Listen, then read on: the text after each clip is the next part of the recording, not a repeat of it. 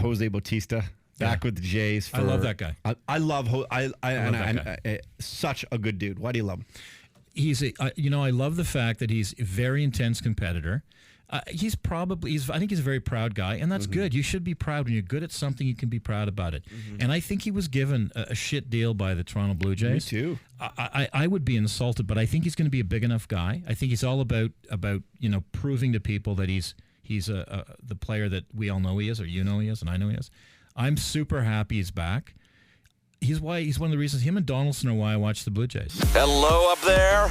It's Brad J. Lamb. You too can become a condo millionaire. The Todd Shapiro Show. Canada Laughs. SiriusXM 168. I made the joke at the beginning of the interview about you running for the Conservative Party. So Kevin O'Leary, Mr. Dragon's Den and Shark Tank Man, has now said he wants to be the leader of the Conservative Party here in Canada. Yeah. What are your thoughts? Well, listen, I think Kevin O'Leary is a smart man. I think he's a hyper-conservative. I would say that I think he's a good choice as a conservative. I would just say, though, he needs to rein in some of his ultra conservative viewpoints. Like he was completely anti resuscitating the U.S. auto industry, and he was flat out wrong there. That was a very smart thing to do. The U.S. government made money on that. It saved millions of jobs. That industry is now expanding. It was the right thing to do. So I think he's got a lot of great ideas, and I think that he's got a big personality, and I think he could win. I think he could win as the conservative leader. I think that he's going to have to soften his approach because we don't have the same issues Americans have. There's a real have-not sensibility in the United States. And in Canada, we're a fairer, gentler people, and we treat our citizens more generously. So I don't think that kind of hyper-conservatism is going to work here. But if he ratchets it down, he changes some of his viewpoints, I think that guy could be prime minister. So don't mirror himself after Trump. No. But definitely be a little bit more firm and be direct with sort of what his plans are to take on the economy, with the business brain, which is what people still, as much as they hate Trump, they do see a little bit of some wins already, so they're starting to at least credit. I would think he would say he's nothing like Trump, and I don't think he is. But what he is he's a hyper conservative, and Donald Trump's not. Donald Trump's almost a liberal in many ways, right? What I mean is, he's got a very much, if it's dying, kill it kind of thing. And I think that in business, you can be more ruthless than in public policy. So I would just say that some of his things, and I've listened to him over the years, I think he's a very well-informed individual, and I think he's very smart, and I think he's got a grasp of a lot of the issues that we have to worry about in Canada. I just think he needs to ratchet down that super right-wing ideology, and if he does, I think he could win the whole Let's thing. hear a little clip of him. This is his announcement right now, below? This is it, everybody. I'm about to go onto that set and announce that I'm going to join the leadership race of the Conservative Party. And you know why? I listened to you. Thank you. The 40,000 of you that went to the website and encouraged me to do it. That's why I'm doing it. What an opportunity we have in this country. Limitless bounty. Such opportunity to turn it around. I'm so excited. It's time. I'm jumping into the race right now. Wow. What a smart guy. Did it on his own social handle before he did it. Like that's also just a brilliant little move, right? To get that shared as opposed to the Your Morning Show clip or whatever he was on. He was a smart guy. It's interesting because I met him a few times, right? And you start to I always think it's neat when you know someone who might be a prime minister one day and you have a cell phone interview, like that type of stuff. Is that neat for you when you know some guys and they do real well and you get their cell phone and you're like, I got this guy's cell phone number. Is that kind of cool? I don't give a shit about You don't that. care. You don't care. I gotta tell you, I don't give anyone my cell phone number, and I don't really know. I don't really have a large Rolodex, to use an ancient term, of famous or well-known people. I'm kind of a on my own, so to speak. All right, you're an outlaw. I am an outlaw. I love it. What's your take on Trudeau's vacation with Aga Khan? And they went to the private Bahamas island, and now it's maybe going to be investigated by the Ethics Commission. And many Canadians are angered. They're frustrated by the PM. Well, first of all, I don't think that Justin Trudeau is a good choice for prime minister. I got to say that. I think that so far he has not been He's not done anything boneheaded, and I think he's done some good things. We'll see what happens with the budget that's coming up and some other new things. But I like the fact that he's seeing he's on the right side of pipelines, and I think that's a good thing.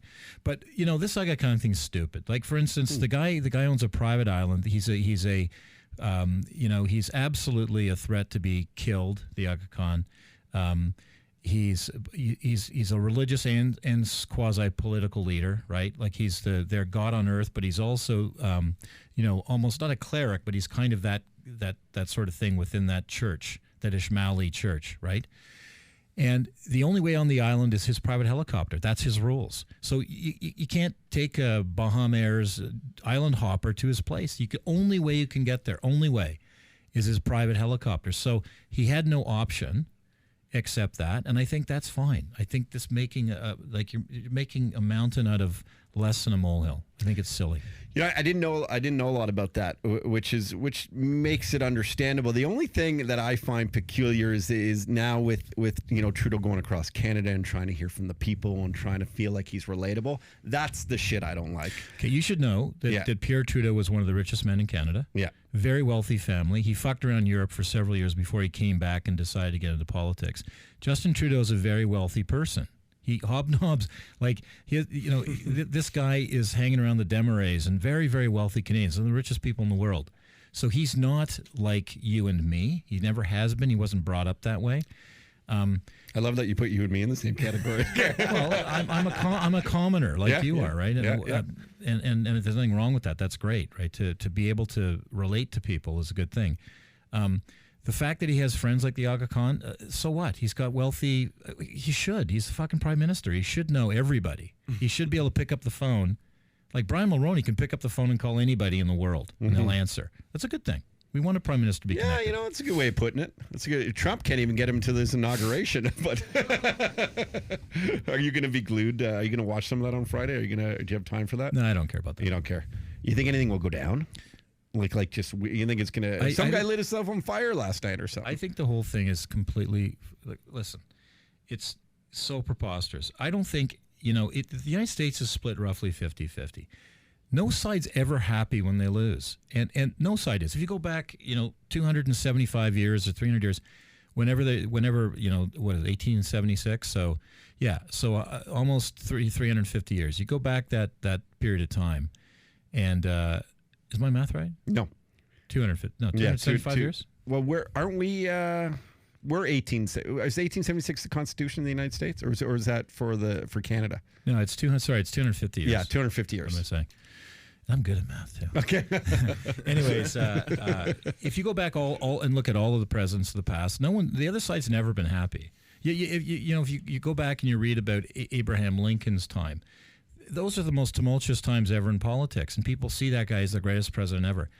This is ridiculous. The fact that the Democratic Party is grandstanding and trying to elicit him like he's a target because he's so dumb with Twitter, right? He just can't fucking leave Twitter alone. And he's an easy target. Like, you just poke him like a bear and he comes back with his shit. Yeah. But this is completely inappropriate for Democrats to be not attending. He is the president for every American, and all they're going to do. I'm going to tell you right now, these guys are big players. Okay, you poke this guy, and then you want him to do a favor. It's a fuck you later. Like these Democrats are stupid people. They should be working with him now from the outset. You're not going to get him impeached. He's the president. Work with him now. And then you may get him to work with you later. Otherwise, you're going to get bupkis from this guy. Hey, Bilal, he's too big for the show now. Bilal's gotten very, very, very confident with himself, which is great. Yeah. But I remember the lesson I was telling you earlier about, Did you lose your virginity? Yeah, no, he's still. I thought that's what was going on. He won one round at Chirp Fest. What? So he won one round at Chirp Fest against a comedian, our roast battle. Okay. And so since then, he's the man. But okay, good for you. Good for you. But we had a nice talk about how you have to be towards friends and respect your friends, and even if they're not your friends. Life's about favors, and it's okay to do that. You do a favor, you get a favor in return, and that's what creates friendships and trust. And maybe they're not always the right favors, but you got to build it. And Listen, I'll tell you, these like some of these real lefts like who are going after Trump, man, that's fucked up. They're so hypocritical. It's so wrong. And I hope that when Inauguration Day happens, Brad, that they don't get in the way of people and the celebration part of it. It's there's something about you got like, shouldn't you have to at least respect the process and the new leader coming in some way? I think so. And this is what I'd say. Anyone who's slightly right of center or slightly left of center is worth, in my mind, talking to. Anyone who's abstractly out on the limb of right or left, I have no fucking time for those people. They're idiots, and they're nihilists. Whether they're fascists or they're flat out communists or socialists or anarchists, they're not worth my time. I don't want to talk to them. I don't care what they think. And don't get in a Facebook battle over them, people. It's not worth it. Save your time and make it more productive. So many people go on Facebook and argue. Okay, let's talk some real estate. Brad J. Lamb Realty, TorontoCondos.com. Make sure you go there. Encouraged by the strong growth in rents, more developers are now opting to build rentals rather than condos, and the number of applications filed for developers for rental apartments had more than tripled by the fourth quarter 2016. That's we'll just leave it at those numbers. Is that something you're considering doing? Is building rental buildings? Yeah, absolutely. I'll tell you this. That's a sign. So, a lot of people are saying, rents too expensive or housing prices are too high in Toronto. If housing prices were too high in Toronto, then rental buildings wouldn't work because you have to build it and then rent it. So it's interesting. Over the last 30 years, no one's been building any apartment buildings when prices were $100 a foot, $200 a foot, $300 a foot, $400 a foot, $500 a foot, $600 a foot. Now it's $700 a foot. It makes economic sense to build it and rent it, and you can make a profit. That's telling you our prices are low in this city. That's exactly the economies of that. And we're actually, I have two sites in Toronto that we're going to do purpose-built apartment buildings. We've got one in Ottawa. We've got one in Hamilton. We've got one in Calgary. We're working on, haven't got it settled yet, and we've got one in Edmonton. So we're planning on 8. I think that's 8 across Canada. 8. Over. It's not. They're all not going to be done next year. They take time and they take a lot of money. They take way more money than a condo building. Well, for sure, because you always have to have that money up front, right? Like, because you own the bill, you don't get other people now paying off that debt, which eventually means I don't know how it works, but I can tell you. So you want to do a $100 million apartment building, you need condo building, you need $10 million cash. Wow. Okay, you want to do a $100 million apartment building, you need $25 million cash. So you need 2.5 times the money to do it. So the difference is this: on a $100 million a condo building with $10 million cash, you're going to make $20 million profit. So you'll with $10 million cash, you double your money. And the reason why it's only $20 million, which I think is a lot of money, but some people think that's not a lot. For all the headaches. It's because you give up because you're selling units at prices and you raise your prices till the end. Right? Give you an idea. The difference in Theatre Park was $300 a square foot. Wow, from the beginning to end. Isn't that amazing? So if you keep that those building, early investors did so well. Very well. So if you keep that, keep the $100 million building. So it's priced at $100 million as a condo. It's actually priced at $120 million as an apartment building in the end because of the value increase at the end. So you can make, instead of $20 million, you can make $40 million, but you need $25 million cash. So the leverage is worse. And that's why a lot of people have been doing condos, because they can use other people's money. That $10 million might not be their money. They might bring in investors and partners and mezzanine funds and so on. Maybe they got $1 million in. So $1 million in can make $20 million. That's the sort of basic math of why we've been doing condos, but now people are doing apartment buildings because they get to keep all of the money at the end. Can you can you eventually flip that too? Like you can down the road. You can. So you can do it two ways. You can build as a purpose-built apartment building where one deed on the whole property belongs to you.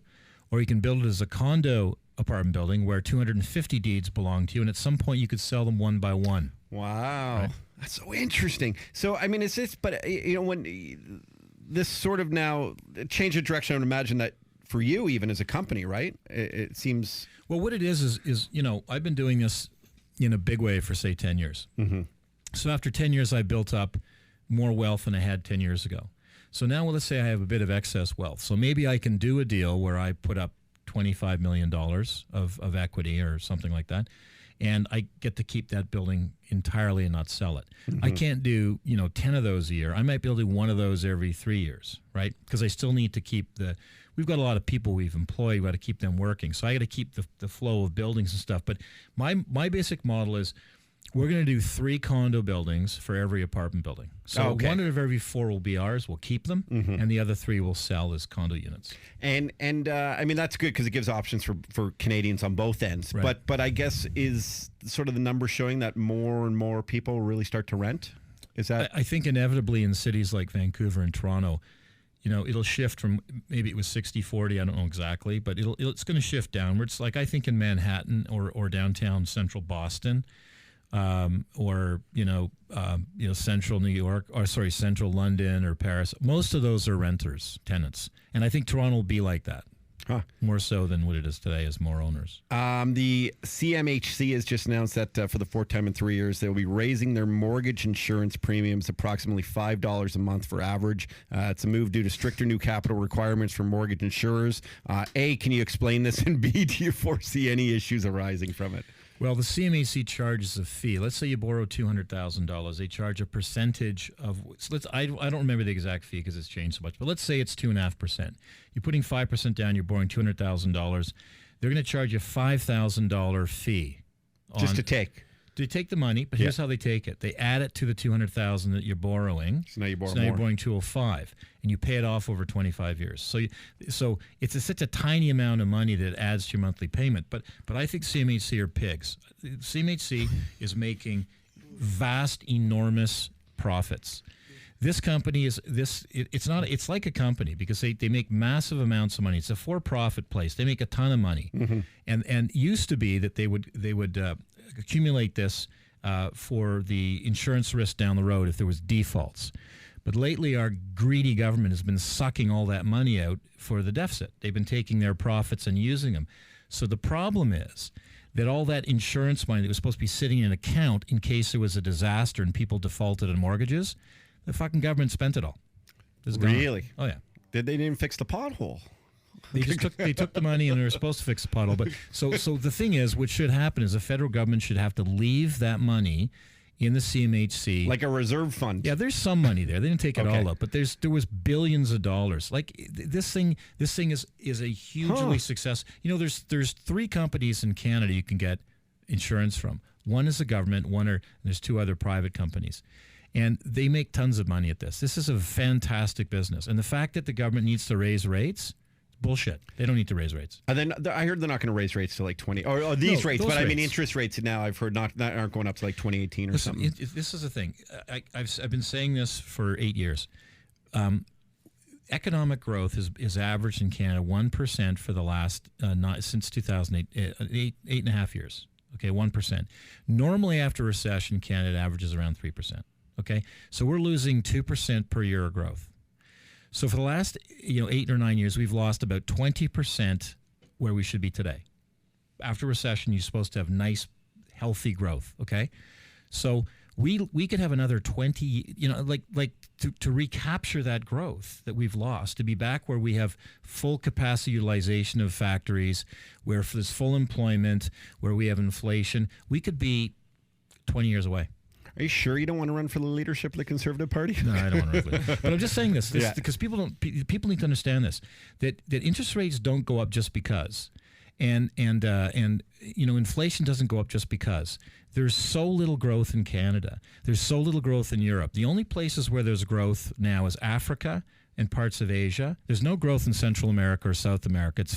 It's ruined. Like, there's a few little places that are doing okay down there. But the only place that's growing is China, India, some places in Asia, Germany, Canada, a bit in the United States, and Australia. That's it. No one else, and maybe there's a bit of growth in Korea, but Japan's not growing, right? And so interest rates, I don't see how they can go up. I don't see it. I don't see it for years, personally. I don't see it. We'll end on a fun question or just a thought. Jose Bautista back with the Jays. I love that guy. I love that guy. Such a good dude. Why do you love him? I love the fact that he's a very intense competitor. I think he's a very proud guy, and that's good. You should be proud. When you're good at something, you can be proud about it. And I think he was given a shit deal by the Toronto Blue Jays. Me too. I would be insulted, but I think he's going to be a big enough guy. I think he's all about proving to people that he's the player that we all know he is, or he is, and I know he is. I'm super happy he's back. he's one of the reasons him and Donaldson are why I watch the Blue Jays. They're very exciting players. I thought it was going to be a 2-year, $40 million for sure. Like that's and just because the thing that it's an underrated stat, I think, when it comes to athletes, and you can never take this shit for granted. At least that's what I feel, is their love for the city. And like this guy actually genuinely wholeheartedly loves this city. Yeah. And you can't buy that. Like so many athletes that go, they'll never come back. I picture him even his retired days. He'll be like the Wendell Clark or a Johnny Bauer of the league. Like he'll be here forever doing stuff with them. Yeah. That's what I see. So I agree. I think he's great, and they should have given a longer term contract. And I think last year he didn't have a good year. He had that turf toe and a few other things. But I think if you looked through that, he had some great games when he was healthy. And I hope that he just smacks the fuck out of the ball this year and embarrasses the Blue Jay brass. I hope he does that. Love it. Well, Brad, always love when you come on. I had an idea. I'm going to save it for next week. I want to pitch you an idea. We're going to save it for next week for sure because it's a good one. Like I think you're going to invest in this one. Might even be better than apartment buildings. Maybe. Go to TorontoCondos.com. Don't let the website fool you. The name of it, as he's got developments all across this great country, this great nation, and it really isn't a good time to get in a condo now. Do it now while you can. Brad J. Lamb Realty. The Todd Shapiro Show. Hey, thanks for watching that video. You can subscribe over there, or you can watch another video over here. And I think this is the Daniel Bryan yes chant. So what the hell? Yes, Todd Shapiro Show. Daniel Bryan can't wrestle anymore. It's a very sad story.